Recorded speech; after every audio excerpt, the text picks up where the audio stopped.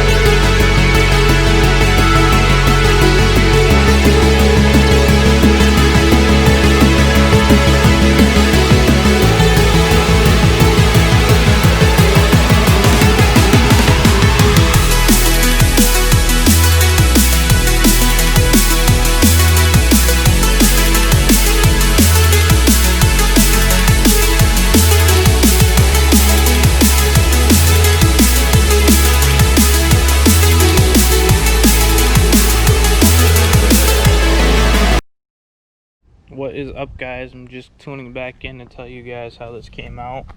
You know, I think it came out really well, especially for being outdoors. Just did the other side.